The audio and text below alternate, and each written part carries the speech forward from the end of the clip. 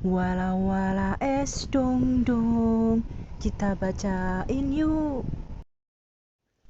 Halo teman-teman, hari ini kita akan membaca novel Goosebumps yang berjudul Gadis Pencinta Monster, karya dari Robert Lawrence Stein, bab 1 hingga bab 5. Bab 1. Aku suka menakut-nakuti adikku Randy. Kuceritakan padanya berbagai kisah menakutkan tentang monster, sampai ia memohon-mohon agar aku menghentikannya. Dan aku selalu menggodanya dengan berpura-pura melihat monster di mana-mana. Kurasa itu sebabnya tak seorang pun percaya padaku ketika aku melihat monster asli.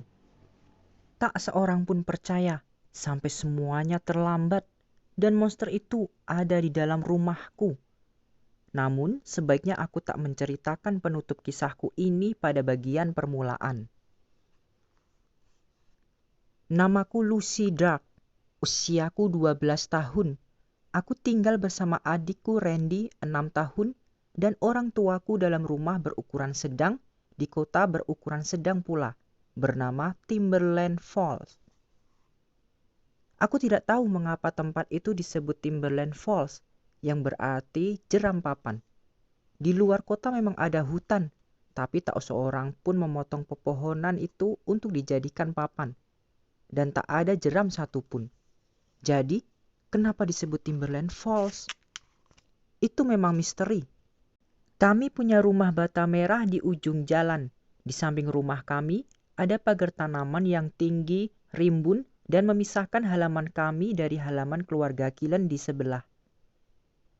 Dad selalu mengatakan bahwa ia harus memangkas pagar tanaman itu, tapi ia tak pernah melakukannya. Kami punya halaman depan yang sempit dan halaman belakang yang cukup luas, dengan banyak pepohonan tua dan tinggi di dalamnya. Ada pohon sassafras tua di tengah halaman. Di bawah pohon itu teduh dan sejuk. Disitulah aku suka duduk bersama Randy bila tak ada hal-hal lain yang lebih baik untuk dikerjakan, dan berpikir-pikir kalau aku bisa menakut-nakutinya. Itu tidak terlalu sulit. Randy gampang ketakutan. Meskipun anak laki-laki, ia sangat mirip denganku. Rambutnya lurus dan hitam seperti rambutku. Cuma rambutku lebih panjang. Tubuhnya tergolong pendek untuk anak seusianya, seperti aku. Hanya ia sedikit lebih gemuk. Wajahnya bulat, lebih bulat dari wajahku, dan matanya hitam besar. Mata yang benar-benar mencolok, karena kulit kami berdua begitu putih pucat.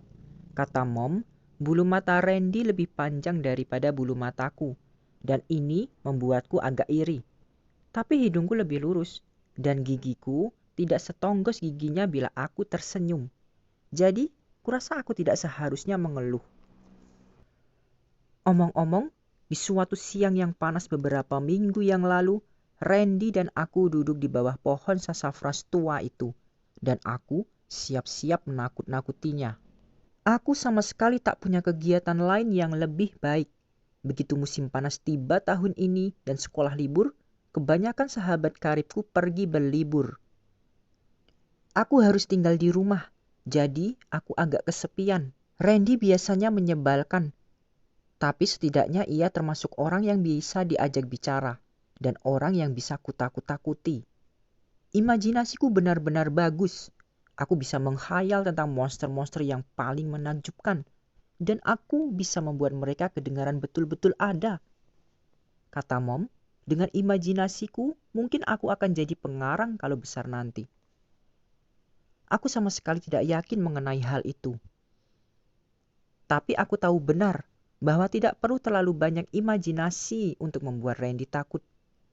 Biasanya yang harus kulakukan hanyalah mengatakan padanya bahwa ada monster sedang mencoba pakaiannya di dalam lemarinya di lantai atas.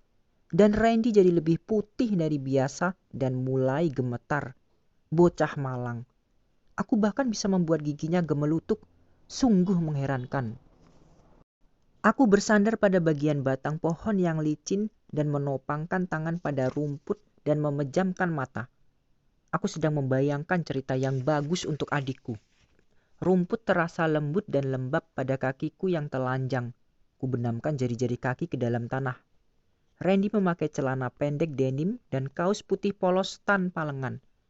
Ia sedang berbaring miring, mencabuti helaian rumput dengan satu tangan. "Apakah kau pernah dengar tentang pemakan jari dari Timberland Falls?"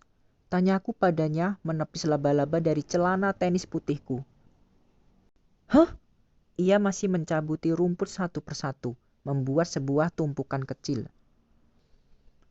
"Ada monster pemakan jari dari Timberland Falls," kataku pada Randy. "Ah, sudahlah Lucy," rengeknya. "Kau sudah bilang kau tak akan mengarang cerita monster lagi." "Tidak," kataku padanya. "Cerita ini bukan karangan. Ini sungguh-sungguh terjadi." Ia mengangkat muka memandangku dan menunjukkan mimik mengolok-ngolok. "Yah, tentu." "Tidak, ini sungguh-sungguh," desakku sambil menatap tajam ke matanya yang bulat hitam agar ia tahu bahwa aku jujur. "Ini kisah nyata. Benar-benar terjadi. Di sini. Di Timberland Falls." Randy menarik tubuhnya dalam posisi duduk. "Aku akan masuk dan membaca komik," katanya sambil menebarkan segenggam rumput. Randy punya koleksi buku komik dalam jumlah besar, tapi semuanya komik Disney dan RC, sebab komik superhero terlalu seram baginya. "Monster pemakan jari ini suatu hari muncul di rumah sebelah," kataku kepada Randy. Aku tahu begitu aku memulai kisah itu, ia tak akan pergi. "Di rumah keluarga Killen?" ia bertanya, matanya melebar. "Yah, monster itu datang di tengah hari bolong. Pemakan jari bukan monster malam, kau tahu? Dia monster siang. Dia menyerang saat matahari sedang tinggi di langit, persis seperti sekarang." Aku menunjuk di antara dedaunan ke matahari yang berada tinggi di langit musim panas yang cerah. "Monster siang?" tanya Randy. Ia memutar kepala untuk melihat rumah keluarga Killen yang tegak di sisi lain pagar tanaman. "Jangan takut, itu terjadi beberapa musim panas yang lalu," aku meneruskan. "Becky dan Lila ada di sana. Mereka sedang berenang. Kau tahu, dalam kolam plastik yang ditiup oleh ibu mereka. Kolam yang separuh airnya selalu tumpah." "Dan monster datang?" tanya Randy. "Pemakan jari," kataku padanya sambil mempertahankan mimik serius dan merendahkan suara sampai nyaris berbisik. "Pemakan jari datang merangkak melintasi halaman belakang mereka." "Dari mana asalnya?" tanya Randy membungkukkan tubuh ke depan. Aku mengangkat pundak. "Tak ada yang tahu. Kau tahu, yang istimewa pada pemakan jari adalah mereka sulit dilihat bila mereka merangkak di rerumputan. Sebab mereka mengubah warna dirinya persis seperti warna rumput." "Maksudmu mereka hijau?" tanya Randy sambil menggosok hidungnya yang bulat. Aku menggeleng. "Mereka akan hijau kalau mereka merangkak dan menyelinap di antara rumput," jawabku. "Mereka ganti warna menurut warna tempat yang mereka lewati. Jadi kau tak bisa melihat mereka." "Nah, seberapa besar ukurannya?" tanya Randy sungguh-sungguh. "Besar," kataku. "Lebih besar dibanding anjing." Aku mengamati seekor semut yang merangkak di kakiku, lalu menjentiknya. Tak ada yang benar-benar tahu berapa besarnya, sebab monster ini begitu lihai membaur dengan lingkungannya. "Lalu, apa yang terjadi?" tanya Randy, kedengaran sedikit sesak napas. "Maksudku pada Becky dan Lila." Ia kembali melirik rumah beratap sirap kelabu milik keluarga Killen. "Nah, mereka ada dalam kolam plastik kecil mereka," aku meneruskan. "Mereka main air, dan kurasa Becky sedang berbaring telentang dan kakinya terjuntai di samping kolam. Dan monster itu melesat di atas rumput, nyaris tak terlihat. Dan dia melihat jari-jari kaki Becky bergantungan." Dan Becky tidak melihat monster itu?" tanya Randy. Aku bisa melihatnya mulai sungguh-sungguh pucat dan gemetar. "Pemakan jari begitu sulit dilihat," kataku sambil menatap mata Randy, mempertahankan wajah tenang dan serius. Aku menghela napas dalam dan menghembuskannya perlahan-lahan, sekadar untuk menimbulkan ketegangan. Kemudian, kuteruskan cerita itu. Pada mulanya, Becky tak memperhatikan apa-apa. Kemudian ia merasa agak geli. Dikira anjingnya sedang menjilati jemarinya. Dia menendang sedikit dan menyuruh anjing itu menyingkir. Tapi, sesudah itu jarinya tidak terasa begitu geli. Rasanya mulai sakit. Becky berteriak pada anjing itu, menyuruhnya berhenti. Tapi rasa sakit itu makin hebat. Rasanya seperti anjing itu sedang mengunyah jari-jarinya dengan gigi yang sangat tajam. Kakinya mulai terasa sangat sakit. Maka Becky duduk dan menarik kakinya ke dalam kolam. Dan ketika dia melihat ke kaki kiri, dia melihatnya. Aku berhenti dan menunggu Randy bertanya. Apa? Akhirnya ia bertanya dengan suara gemetar. Apa yang dilihatnya? Aku membungkuk ke depan dan mendekatkan mulutku pada telinganya. Semua jarinya hilang dari kaki kirinya, aku berbisik.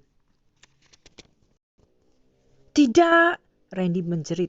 Ia melompat berdiri, wajahnya pucat bagaikan setan. Dan ia tampak benar-benar ketakutan. Itu tidak benar. Aku menggelengkan kepala sungguh-sungguh. Aku memaksa diri agar tidak tersenyum. Mintalah Becky menanggalkan sepatu kirinya, kataku padanya. Akan kau lihat. Tidak, kau bohong, Randy meraung. Tanya dia, kataku pelan. Dan kemudian aku melirik kakiku. Dan mataku terbelarak lebar penuh rasa ngeri. Randy, lihat! Aku terbata-bata dan menuding kaki dengan tangan gemetar. Randy melengkingkan jeritan yang memekakan telinga ketika melihat apa yang kutunjuk. Semua jari kakiku hilang. Bab 2. Hih! Randy mengeluarkan jeritan ngeri sekali lagi. Kemudian ia berdiri, berlari dengan kecepatan penuh menuju ke rumah, berseru memanggil Mom. Aku berlari mengejarnya. Aku tak ingin mendapat kesulitan karena aku menakut-nakutinya lagi. Randy, tunggu, tunggu. Aku tidak apa-apa. Aku berteriak sambil tertawa. Sudah tentu aku membenamkan jari dalam tanah. Seharusnya ia bisa memikirkan hal itu. Namun ia terlalu ketakutan untuk berpikir jernih. Tunggu, aku memanggilnya.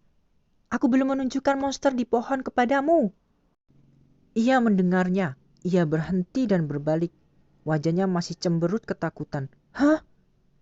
Ada monster di atas pohon itu, kataku, menuding pohon sassafras tempat kami duduk bernaung tadi. Monster pohon? Aku melihatnya. Tidak, pekiknya, dan mulai berlari lagi ke rumah. Akan kutunjukkan padamu, aku berteriak sambil menangkupkan tangan di sekitar mulut agar ia mendengarku. Ia tidak menoleh. Aku menyaksikannya terantuk-antuk menaiki tangga menuju serambi belakang dan menghilang ke dalam rumah. Pintu kasa terbanting keras di belakangnya. Aku berdiri menatap bagian belakang rumah, menunggu Randy menjulurkan kepalanya yang ketakutan lagi. Tapi ia tak melakukannya. Tawaku meledak. Sebenarnya pemakan jari adalah salah satu ciptaan terbaikku.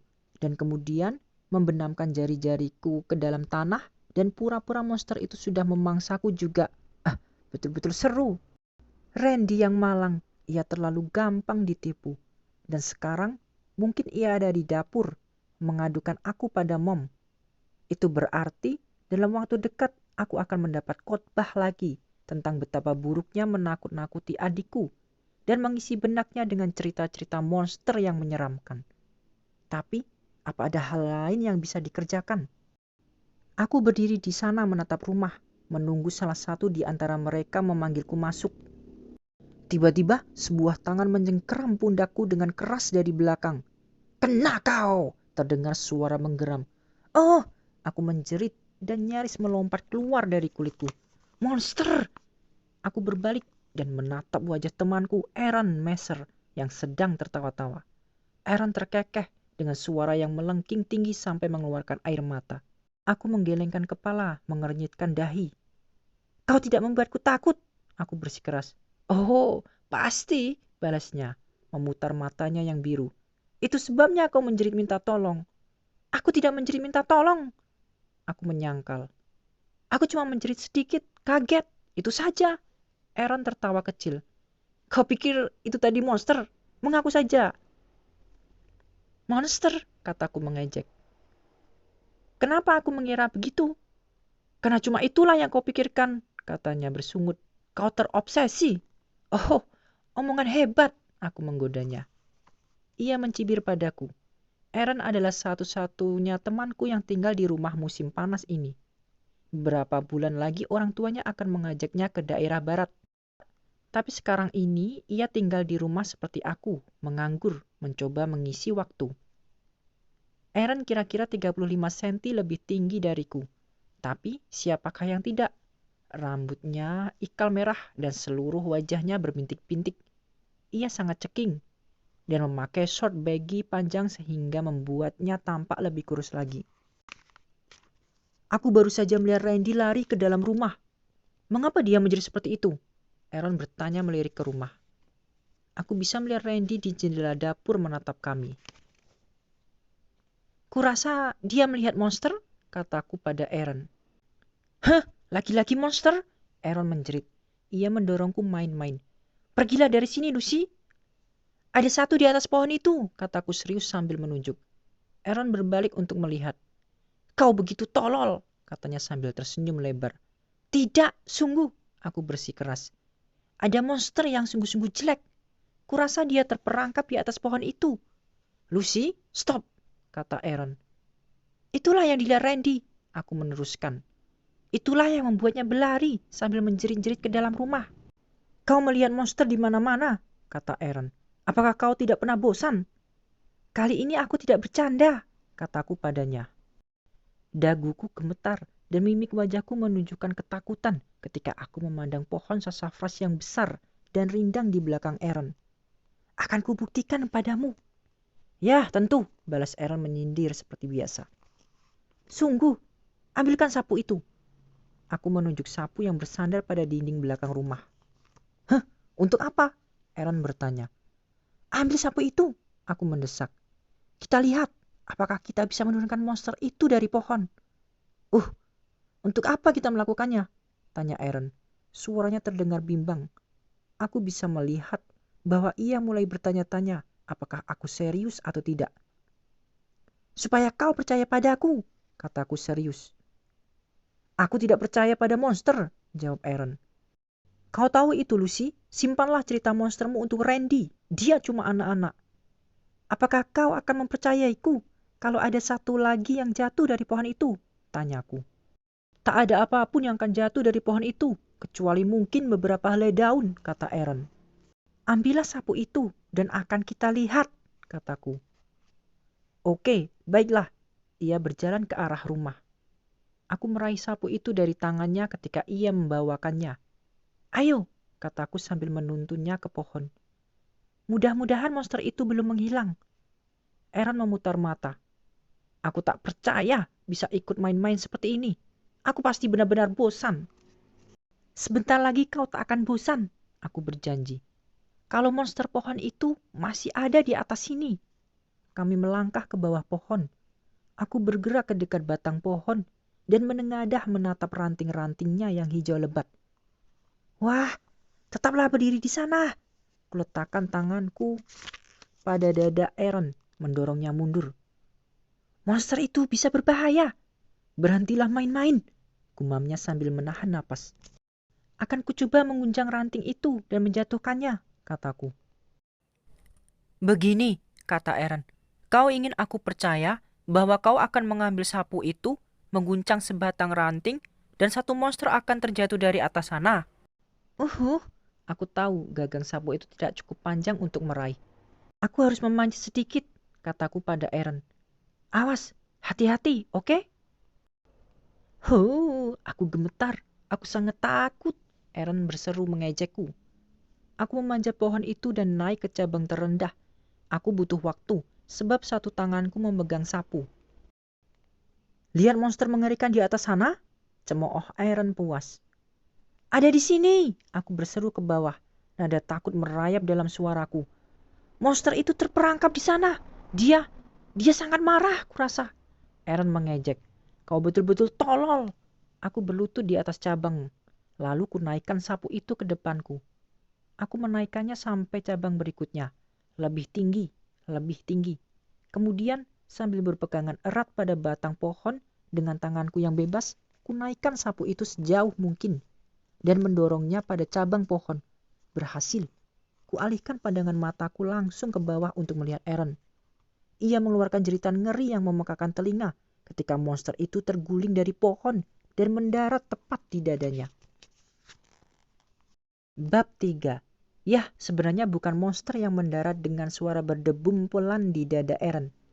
Itu sarang rusak buatan burung J 2 tahun lalu. Namun Aaron tidak menduganya, jadi sarang burung itu membuatnya ketakutan setengah mati. "Kena kau!" teriakku setelah turun dari pohon. Ia merengut memandangku. Wajahnya sedikit pucat, membuat bintik-bintik di wajahnya jadi kelihatan aneh sekali. "Kau dan monster-monstermu," katanya berkomat-kamit. Itu persis yang dikatakan ibuku 10 menit kemudian. Aaron sudah pulang dan mengambil sekotak sari buah dari lemari es. Mom lalu muncul di pintu, matanya menatap tajam dan marah. Wajahnya kelihatan serius. Aku langsung tahu ia akan memberi khotbah. Jangan menakut-nakuti Randy. Aku bersandar ke meja dapur dan pura-pura mendengarkan. Garis besar khotbahnya adalah bahwa cerita-ceritaku bisa selamanya merusak pikiran adikku yang lemah. Aku seharusnya mendorong Randy supaya jadi pemberani, bukannya menakut-nakuti bahwa ada monster bersembunyi di setiap sudut. "Tapi Mom, aku benar-benar melihat monster di bawah pagar pagi ini," kataku. Aku sama sekali tidak tahu mengapa aku mengatakannya. Kurasa aku cuma ingin menyela khotbah itu. Mom jadi benar-benar kesal. Ia mengibaskan tangan dan menarik napas. Rambut Mom hitam lurus berkilat seperti rambutku dan Randy. Matanya hijau seperti mata kucing dan hidungnya kecil mancung. Kalau Mom mulai memberikan salah satu khotbahnya padaku, aku selalu membayangkan ia seperti kucing yang siap menerkam. Jangan salah, ia sangat cantik dan juga ibu yang baik. "Malam ini aku ingin membicarakannya dengan ayahmu," katanya. "Ayahmu menganggap obsesimu pada monster ini cuma suatu tahap perkembangan yang akan segera kau lewati. Tapi aku tidak begitu yakin." "Hidup hanyalah tahap yang kujalani," kataku pelan. Kupikir itu jawaban yang cukup cerdas. Tapi Mom cuma menatapku tajam. Kemudian Mom mengingatkan kalau aku tidak segera berangkat, aku bisa terlambat menghadiri rapat Reading Ranger. Aku melirik ke jam dinding. Mom benar, pertemuanku diadakan pukul 4 nanti. Reading Ranger adalah program membaca musim panas di perpustakaan kota, yang terpaksa aku ikuti karena disuruh Mom dan Dad. Kata mereka supaya aku tidak membuang-buang waktu selama liburan musim panas. Dan kalau aku bergabung dengan program itu, paling tidak aku akan membaca beberapa buku bagus. Cara mengikuti Reading Ranger adalah aku harus menemui Mr. Mortman, si pustakawan, sekali seminggu. Dan aku harus membuat laporan singkat dan mendapat 1 bintang emas untuk setiap buku yang kulaporkan. Kalau aku mendapat 6 bintang emas, aku akan mendapat hadiah. Kurasa hadiahnya buku juga. Hebat kan? Tapi itu cuma cara untuk membuatmu membaca. Kukira aku akan membaca beberapa novel misteri yang mengerikan yang dibaca semua teman-temanku. Tapi tidak boleh. Mr. Mortman mewajibkan kami membaca buku klasik, maksudnya buku kuno. "Aku akan ke sana naik sepatu roda," kataku pada Mom dan segera berlari ke kamar untuk mengambil sepatu rodaku. "Sebaiknya kau terbang saja," teriak Mom padaku. "Hei," katanya beberapa saat kemudian. "Kelihatannya nanti hujan." Ia selalu memberiku ramalan cuaca. Aku melewati kamar Randy. Ia bergelap-gelap di kamar. Lampunya tidak menyala. Tirainya tertutup. Ia sedang bermain Super Nintendo seperti biasa. Ketika aku selesai mengenakan sepatu roda, waktuku tinggal 5 menit untuk pergi ke perpustakaan. Untungnya jaraknya cuma 6 atau 7 blok dari rumahku. Tapi aku tetap punya masalah besar. Aku cuma berhasil membaca 4 bab buku Huckleberry Finn. Bukuku minggu ini. Ini berarti aku harus berpura-pura di depan Mr. Mortman. Ku ambil buku itu dari atas rak. Buku paperback baru, kutekuk-tekuk beberapa halaman di dekat bagian belakang supaya kelihatannya aku sudah membacanya sampai di situ. Kumasukkan ke dalam ranselku bersama sepasang sepatu cat. Lalu aku menuruni tangga susah juga karena aku sudah memakai sepatu rodaku.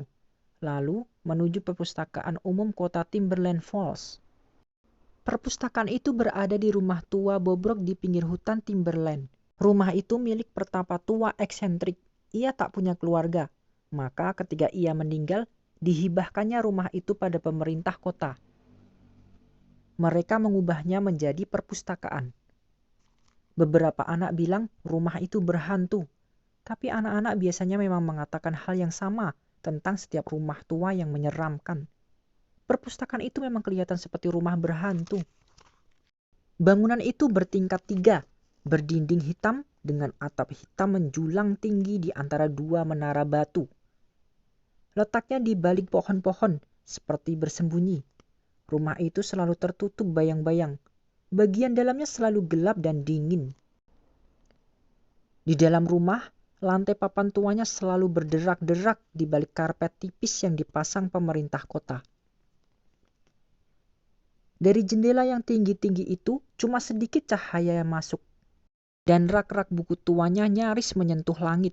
Kalau aku sedang berjalan di gang sempit di antara rak-rak buku menjulang itu, aku selalu merasa rak-rak itu seakan-akan bisa menyerep buku. Aku selalu takut rak-rak itu akan menimpaku, menutupiku, dan aku akan terkubur dalam kegelapan selamanya. Terkubur di bawah buku-buku tua yang berdebu dan berjamur. Tapi itu jelas konyol.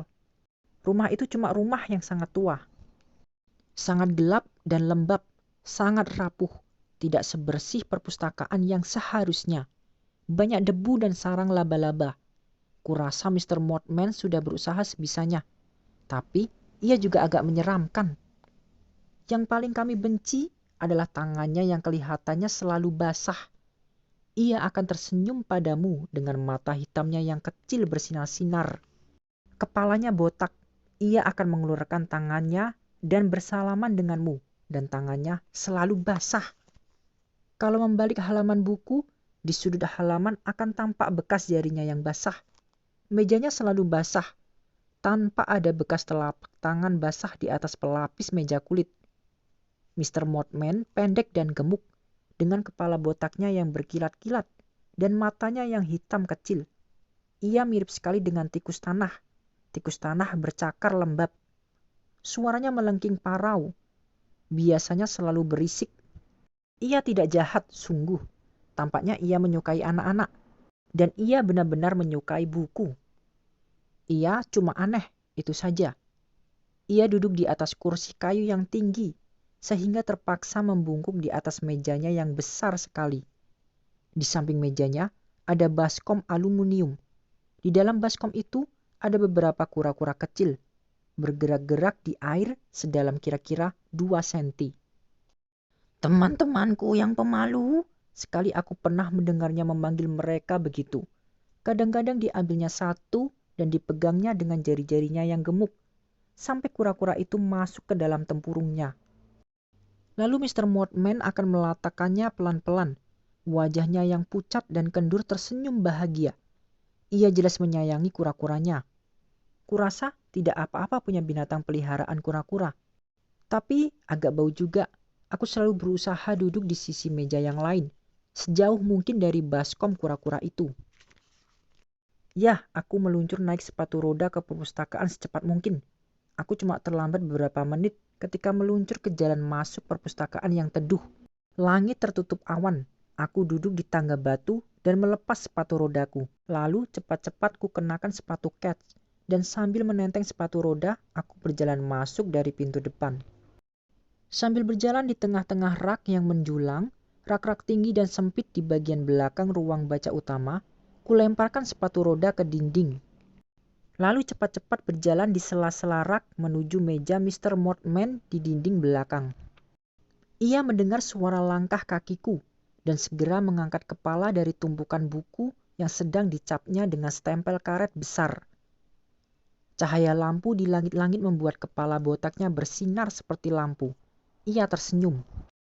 "Hei Lucy," katanya dengan suara melengking. "Sebentar ya." Aku menyapanya dan duduk di kursi lipat di depan mejanya. Kuamati ia mencap buku-buku itu. Ia mengenakan baju panas kelabu berkerah tinggi. Ia jadi mirip dengan kura-kura piaraannya. Akhirnya, setelah melirik jam dinding yang besar dan berdetak keras, ia menatapku. "Apa yang kau baca untuk Reading Ranger minggu ini, Lucy?" Ia bersandar di mejanya, lalu mendekatiku. Aku bisa melihat bekas tangannya yang basah di atas meja. "Oh, Huckleberry Finn." Ku keluarkan buku itu dari dalam tas dan kuletakkan di pangkuanku. "Ya, ya, buku bagus," kata Mr. Mortman sambil memandang sekilas buku di pangkuanku. "Ya," kataku cepat-cepat. "Aku benar-benar menyukainya. Aku tidak bisa berhenti membacanya." Agak betul juga, aku tidak pernah membacanya. Jadi, bagaimana aku bisa berhenti membacanya? "Apa yang paling kau suka pada Huckleberry Finn?" tanya Mr. Mortman sambil tersenyum. Deskripsinya," kataku. Kukantongi bintang emas Reading Rangerku di saku t-shirt. Di ranselku ada buku baru, Frankenstein karangan Mary Shelley. Mungkin nanti akan kubacakan Frankenstein keras-keras untuk Randy, pikirku jahat. Giginya bisa gemelutuk ketakutan seumur hidup. Matahari sore bersembunyi di balik awan mendung yang berserakan. Aku sudah hampir sampai di rumah ketika menyadari sepatu rodaku ketinggalan. Aku berbalik dan kembali ke perpustakaan. Aku tidak tahu sampai pukul berapa perpustakaan buka. Tampaknya cuma ada Mr. Mortman di sana. Aku berharap semoga ia belum menutupnya. Aku tidak mau meninggalkan sepatu roda baruku di sana semalaman. Aku berhenti dan menatap perpustakaan itu. Tertutup bayang-bayang, perpustakaan itu tampak seperti membalas tatapanku. Jendela-jendelanya yang gelap seperti mata-mata hitam yang tak berkedip. Aku menaiki tangga batu, lalu ragu-ragu sambil memegang pintu. Tiba-tiba aku merasa dingin. Apakah cuma karena memasuki bayangan yang gelap? Tidak, ada sebab lain. Perasaanku tidak enak, firasat buruk. Aku kadang-kadang memang merasa begitu, suatu tanda, saat yang tidak enak. Seperti sesuatu yang buruk akan segera terjadi.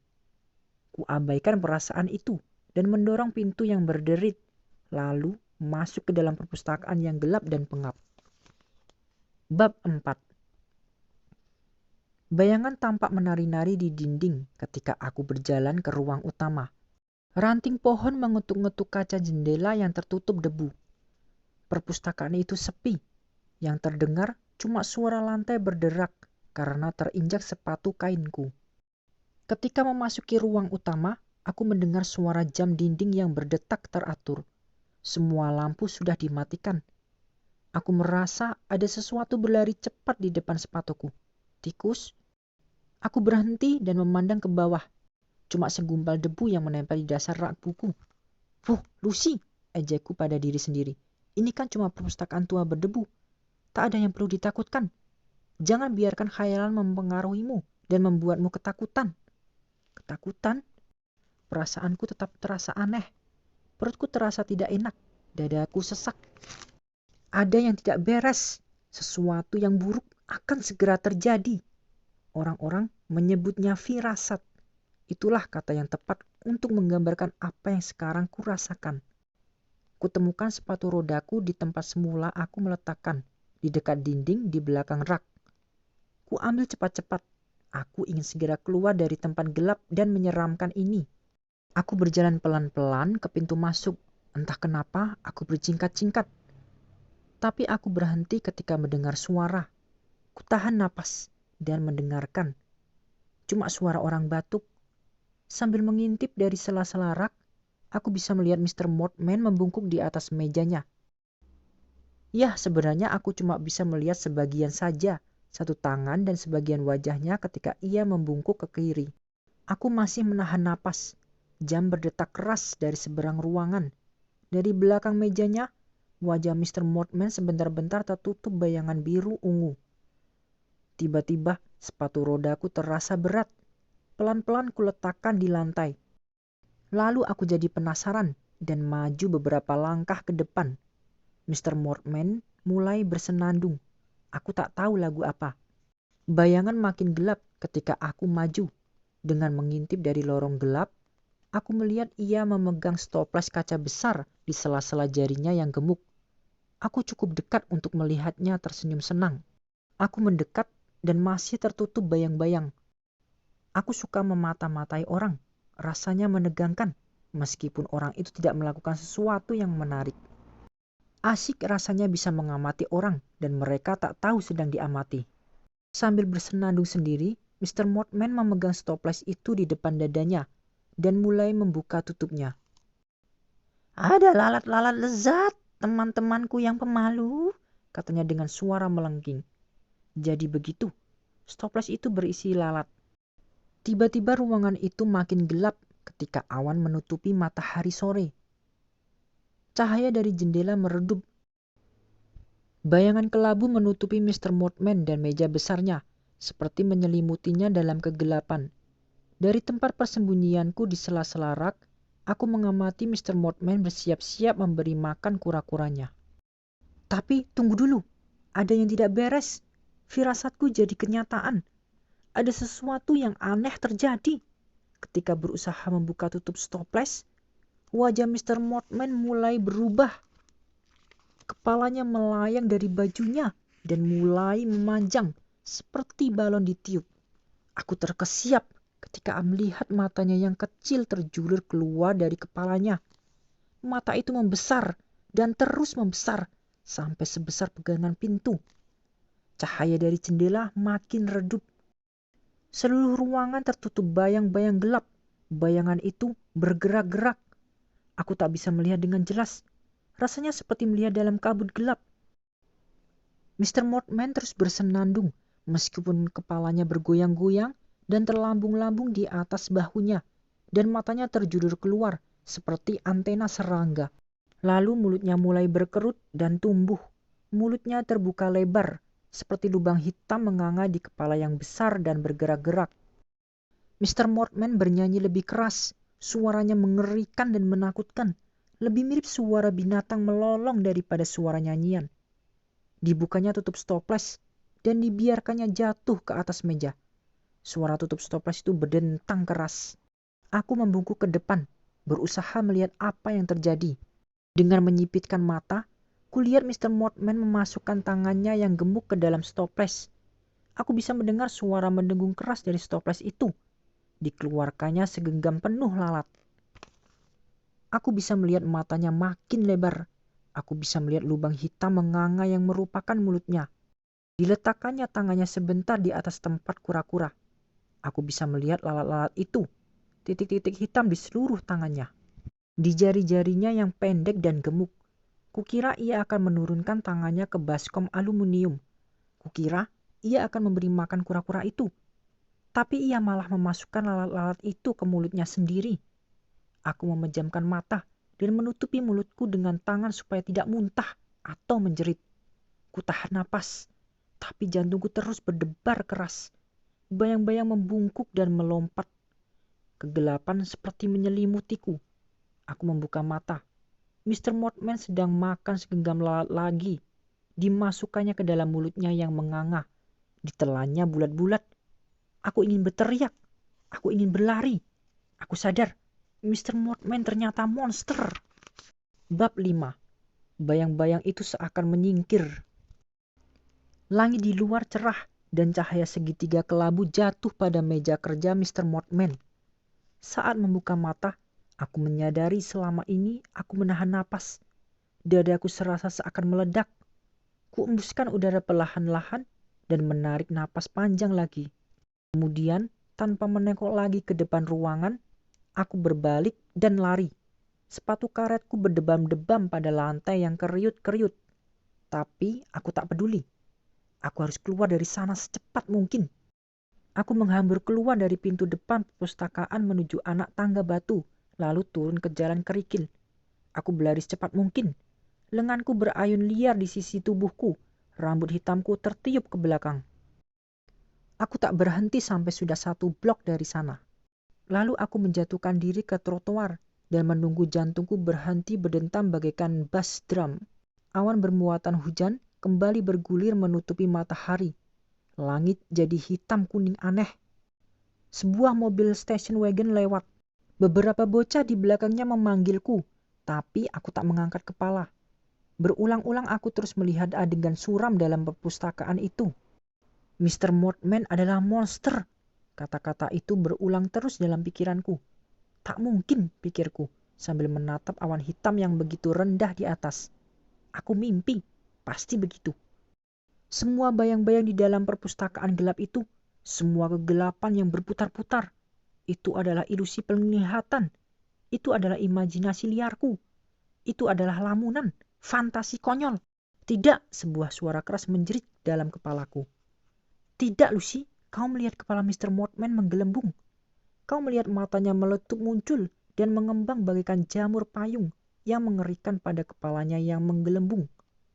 Kau melihatnya merogoh ke dalam botol lalat. Kau mendengarnya bersenandung begitu gembira, begitu lapar. Kau melihatnya menjejalkan lalat ke dalam mulut, bukan segenggam, tapi dua. Dan mungkin ia masih ada di sana, makan jatahnya. Tempat itu gelap, Lucy. Ada bayang-bayang. Tapi kau melihat apa yang kau lihat. Kau melihat semuanya. Mr. Mortman adalah monster. Aku bangkit berdiri. Kurasakan tetes air hujan yang dingin di atas kepalaku. Mr. Mortman adalah monster, aku berkata keras-keras.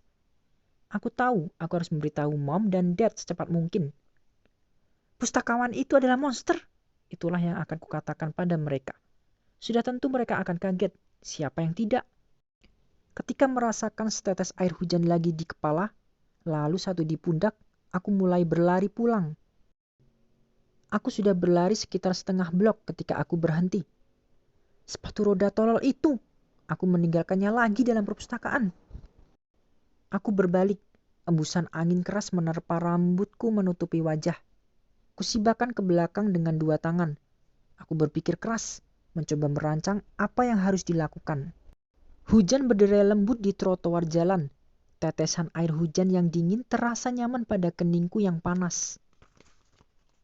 Aku memutuskan untuk kembali ke perpustakaan dan mengambil sepatu rodaku. Kali ini aku akan menimbulkan banyak kebisingan, memastikan bahwa Mr. Mortman tahu ada seseorang di sana. Kalau ia mendengarku datang, menurutku ia akan bertindak normal. Ia tak akan makan lalat di depanku. Ia tak akan membiarkan matanya menggelembung dan kepalanya mengembang seperti itu. Atau ia akan melakukannya. Aku berhenti ketika perpustakaan kembali terlihat. Aku ragu-ragu menatap bangunan tua itu di antara gerimis. Barangkali aku harus menunggu dan kembali besok bersama ayahku. Bukankah itu lebih cerdik? Tidak, aku memutuskan aku mau sepatu rodaku dan aku akan mengambilnya. Aku selalu cukup berani. Pada waktu seekor kelelawar terbang masuk ke dalam rumah kami, akulah yang berseru, meneriakinya dan mengejarnya keluar dengan jaring kupu-kupu. Aku tidak takut kelelawar atau ular atau serangga atau monster, kataku keras. Ketika aku berjalan ke depan perpustakaan, hujan berderai di sekitarku. Aku terus mengatakan pada diri sendiri untuk menimbulkan kebisingan. Pastikan bahwa Mr. Mortman tahu kau ada di sana, Lucy. Panggil namanya keras-keras. Beritahu bahwa kau kembali sebab kau meninggalkan sepatu rodamu. Ia tak akan membiarkanmu melihat bahwa ia monster kalau ia tahu kau ada di sana. Ia tak akan mencelakakanmu atau apa kalau kau memberinya peringatan. Aku terus menenteramkan diri ketika menuju ke gedung tua yang gelap itu. Aku menaiki anak tangga batu dengan bimbang. Lalu sambil menghela napas dalam, aku mencengkeram pegangan pintu dan melangkah masuk.